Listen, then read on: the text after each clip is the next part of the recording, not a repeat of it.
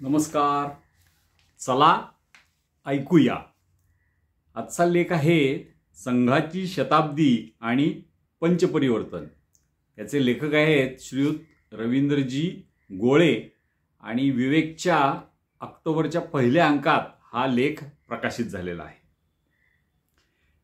या विजयादशमीला म्हणजे 2 ऑक्टोबर 2025ला राष्ट्रीय स्वयंसेवक संघाला 100 वर्षे पूर्ण होतील.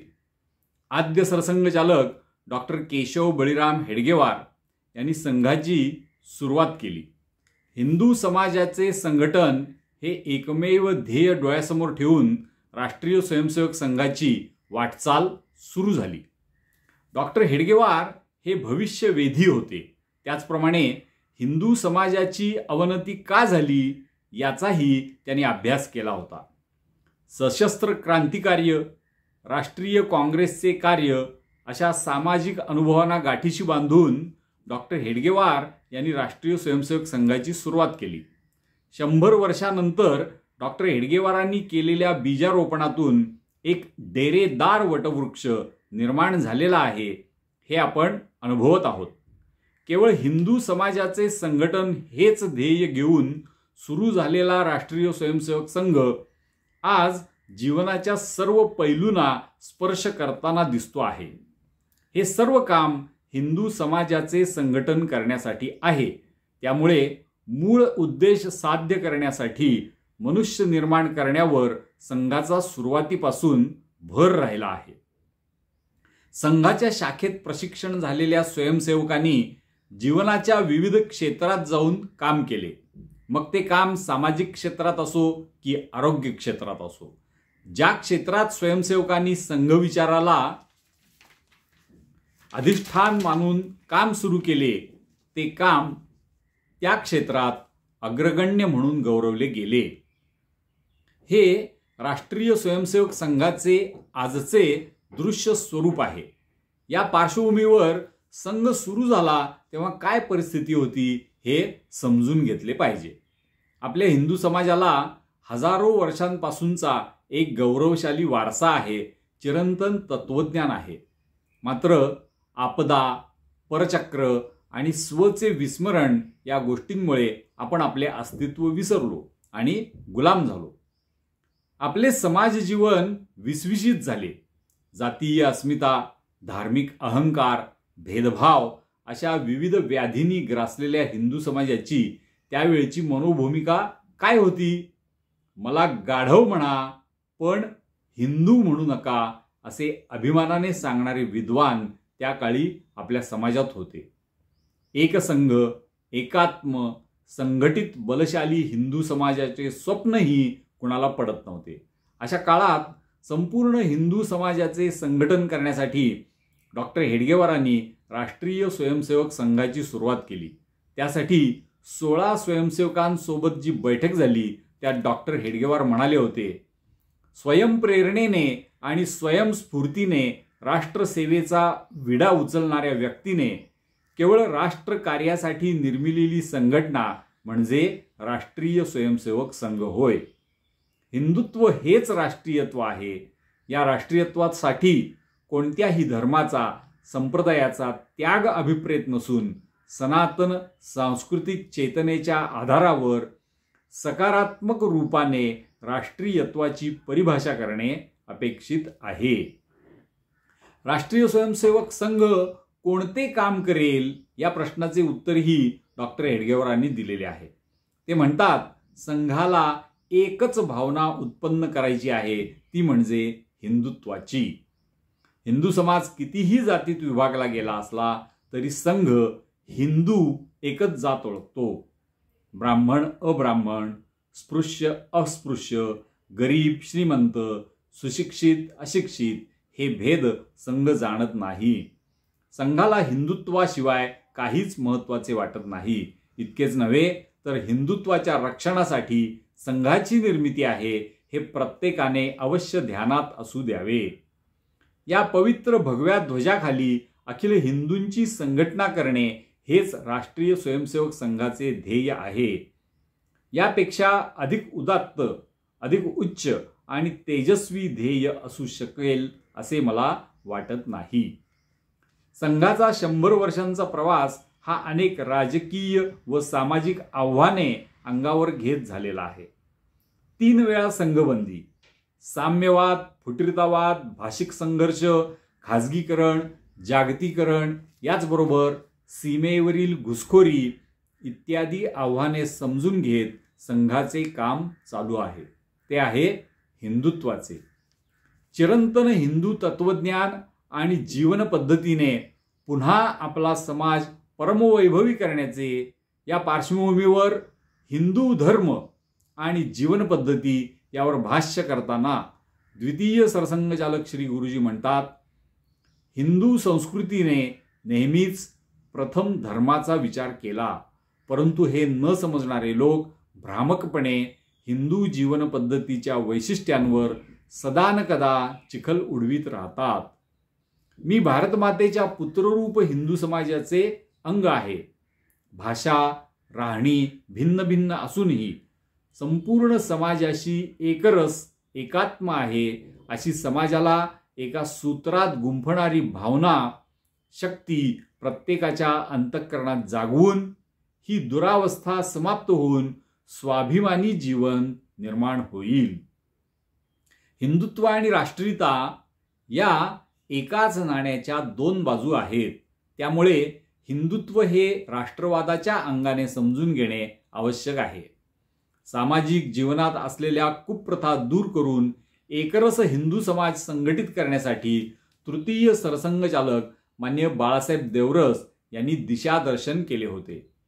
राष्ट्रवादाची व्याख्या करताना ते म्हणतात, राष्ट्रवाद ही एक आपुलकीची भावना आहे, जी काही विशिष्ट श्रद्धेच्या आणि पद्धतीच्या समानतेतून उद्भवते. यातील पहिली म्हणजे मातृभूमीप्रती असलेली परमनिष्ठा आणि त्यासाठी सर्वस्व अर्पण करणे.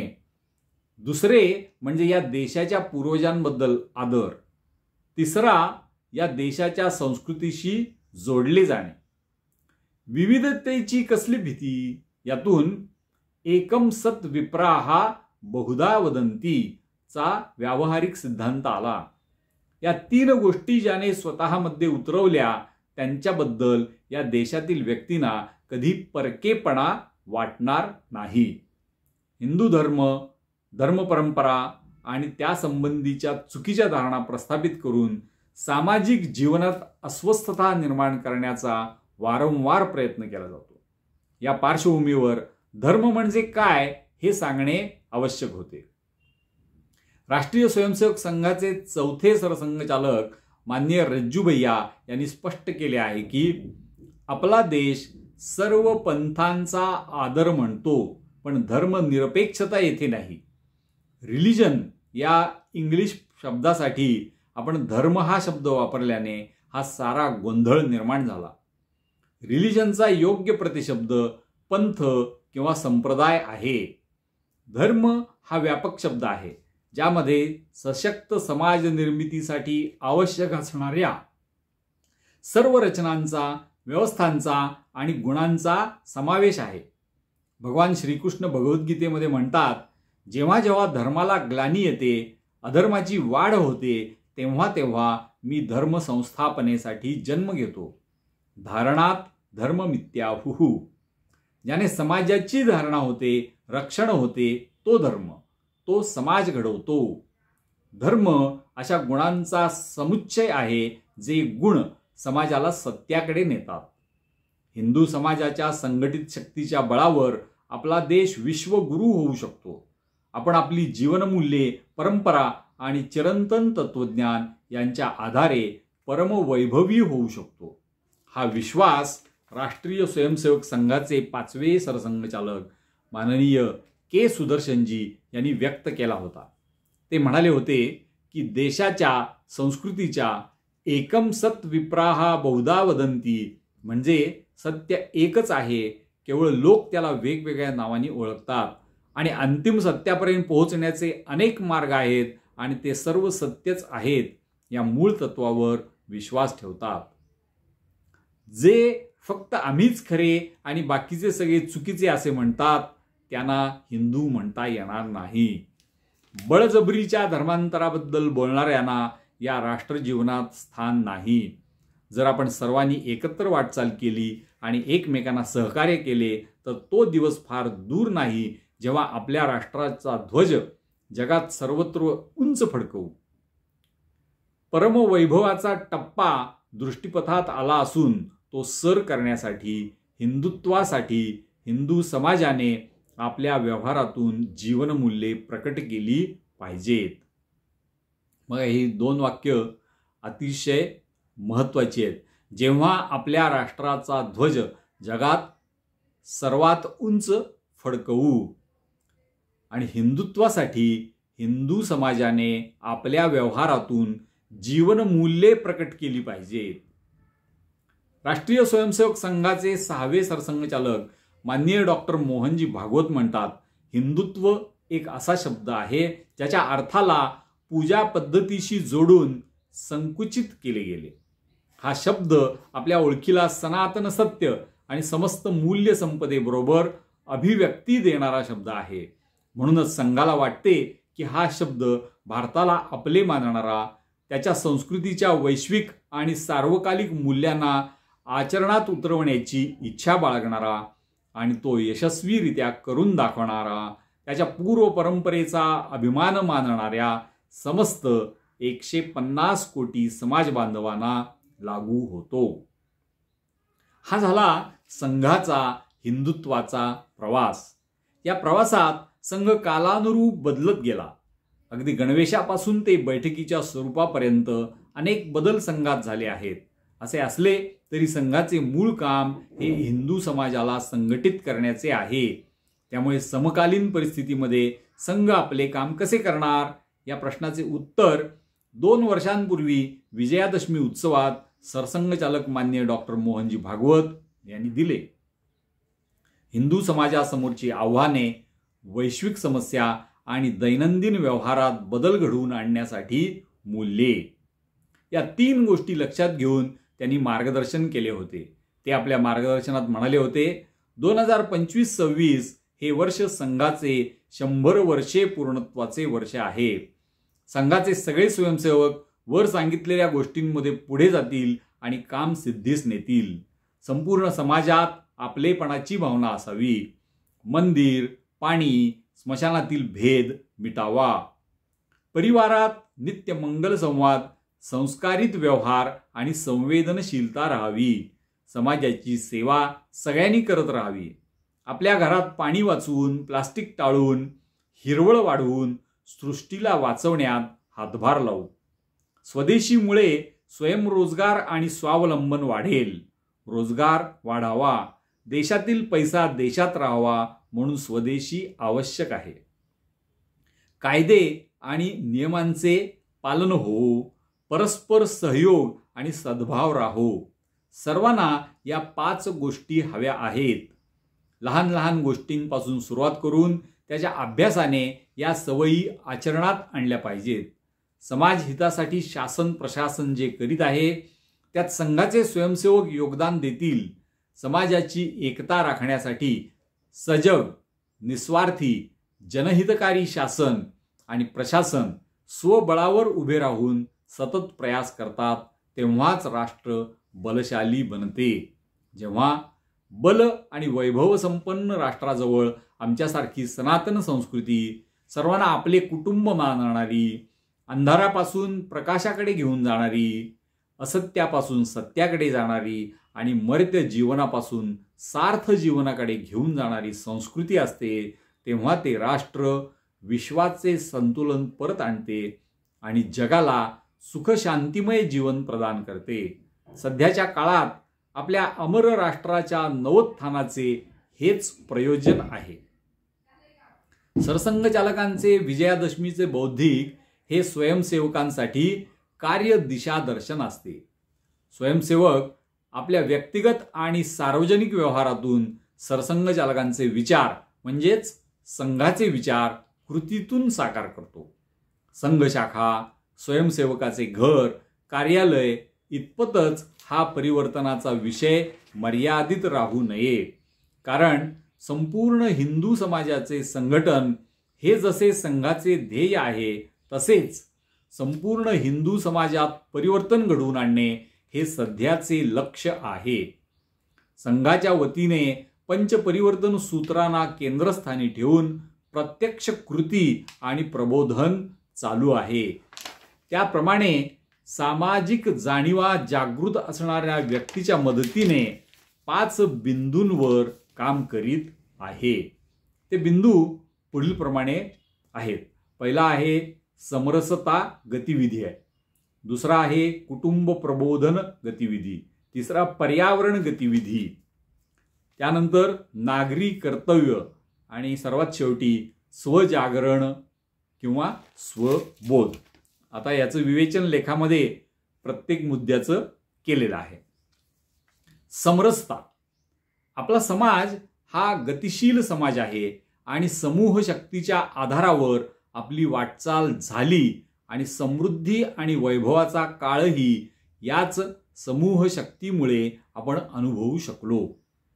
विविध कलाकौशल्य आणि ज्ञान परंपरा जतन करणारे ज्ञाती समूह आपल्या समाजाचे बलस्थान आहे याची प्रचिती अजिंठा वेरूळच्या लेण्यातून येते.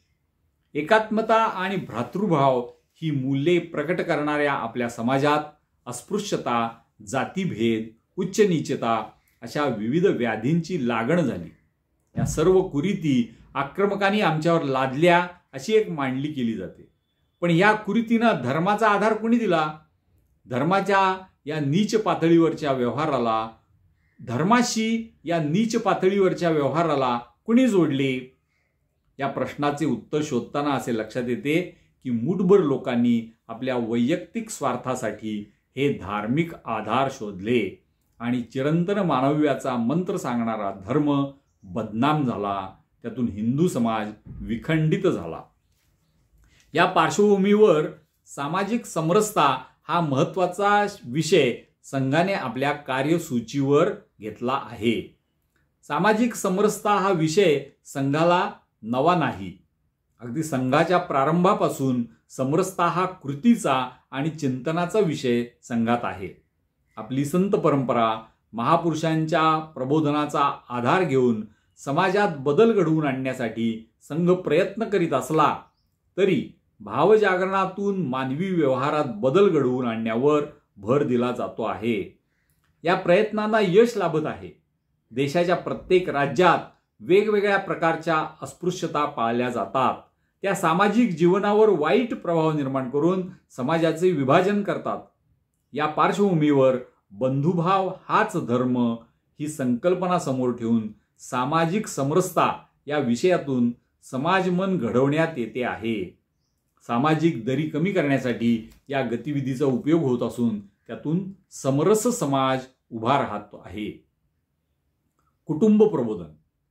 भारतीय समाज व्यवस्थेचा कणा म्हणजे कुटुंब व्यवस्था. भारतीय कुटुंब व्यवस्थेचा अभ्यास जागतिक पातळीवर होत असतो. अकृत्रिम प्रेम, ममत्व या गोष्टीच्या आधारावर आपली कुटुंब व्यवस्था उभी राहिली आहे. अनेक व्यक्ती एका छत्राखाली एकत्र राहतात. त्यातून त्यांचा विकास होतो, क्षमता विकसन होते. ज्ञान, परंपरा, संस्कार, संस्कृती यांचे अनौपचारिक शिक्षण कुटुंब व्यवस्थेतून प्राप्त होते. परिणामी व्यक्तिमत्व विकासासाठी वेगळे शिक्षण किंवा प्रशिक्षण घेण्याची आवश्यकता नसते. व्यक्ती ते समष्टी असा एकात्म भाव जपणारी संस्था म्हणजे कुटुंब व्यवस्था होय. मात्र या कुटुंब व्यवस्थेसमोर आज मोठ्या प्रमाणात आव्हाने उभी राहिली आहेत. एकत्र कुटुंबापेक्षा विभक्त किंवा विस्तारित कुटुंब यावर भर दिला जातो. त्यामुळे ज्ञान, संस्कार, संस्कृती यांचा अभाव दिसून येतो आहे.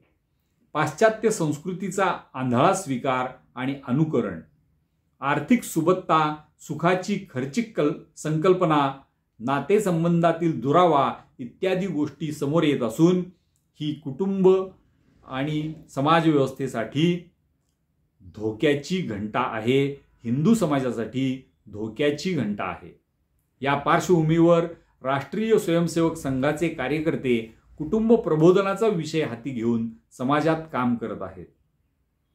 भाषा, भवन, भूषा, भजन, भोजन आणि भ्रमण या 6 बिंदूंच्या सहाय्याने हे प्रबोधन चालू आहे.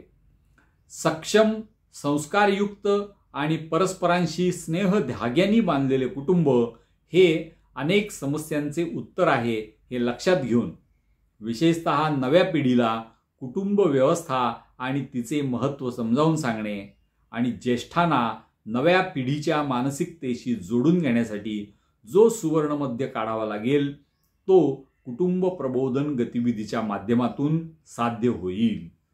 पुढचा मुद्दा आहे पर्यावरण. जागतिक पातळीवर सध्या पर्यावरण संवर्धन आणि त्याविषयीची जागृती हा विषय घेऊन जोरदार काम सुरू आहे. युनो सारख्या संस्था विविध पर्यावरणीय प्रश्न आणि त्याच्या सोडवणुकीसाठी मानवी सहभाग या विषयावर सातत्याने प्रयत्न करत असतात. पर्यावरण रक्षणासाठी जागतिक पातळीवर कायदे तयार केले आहेत. या पार्श्वभूमीवर आपल्या संस्कृतीमध्ये असलेली दोहन ही संकल्पना समजून घेतली पाहिजे.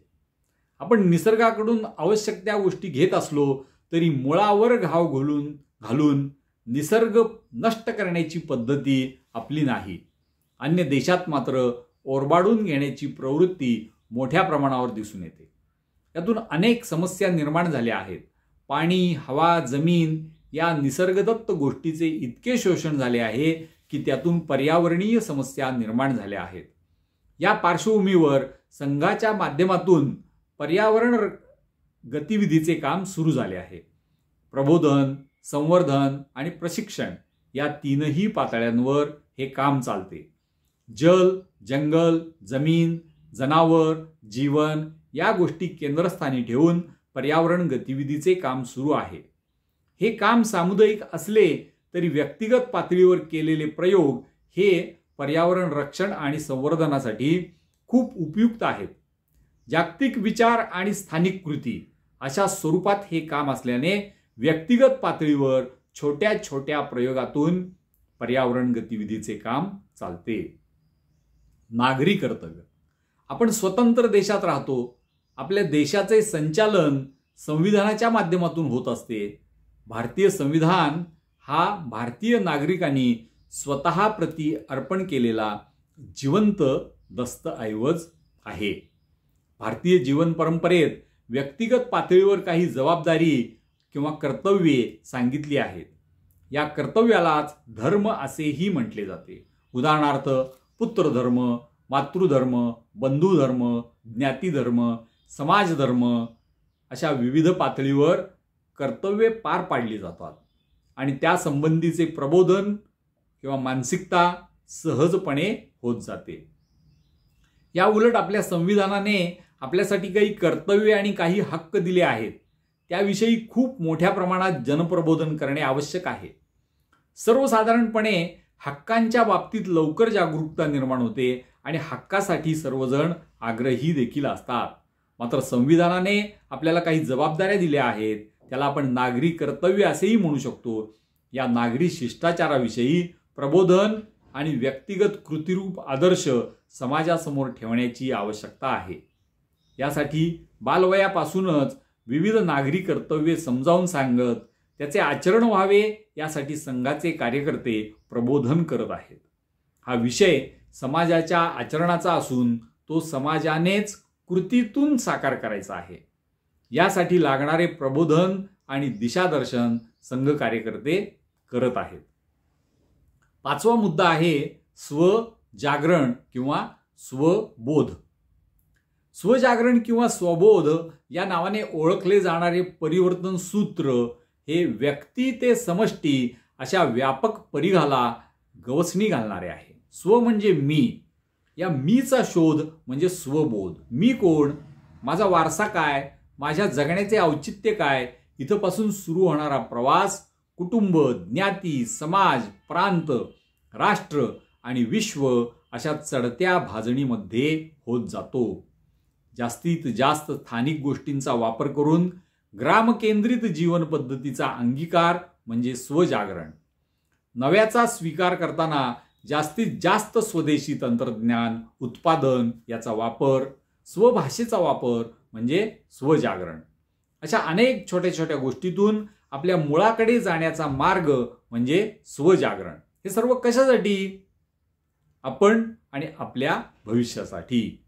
आपल्या सण उत्सवातून जे एकत्व प्रकट होते त्याच्या रक्षणासाठी. आपल्या परंपरा, आपले ज्ञान कौशल्य याचे संवर्धन करण्यासाठी. संस्कार, संस्कृती आणि राष्ट्रीयता यांना जपण्यासाठी स्वजागरण आवश्यक आहे.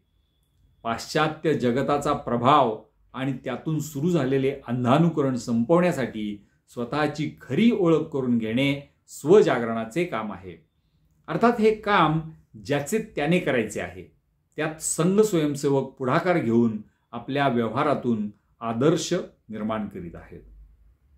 तर अशा या 5 परिवर्तन सूत्रांच्या आधारे राष्ट्रीय स्वयंसेवक संघ समाजात आमूलाग्र बदल घडवून आणण्यासाठी सज्ज झाला आहे. आता देशातील सर्व नागरिकांनी त्यात सहभागी होऊन आपला देश विकसित, संघटित, सुरक्षित आणि आत्मगौरवाने परिपूर्ण करण्यासाठी प्रयत्न केले पाहिजेत.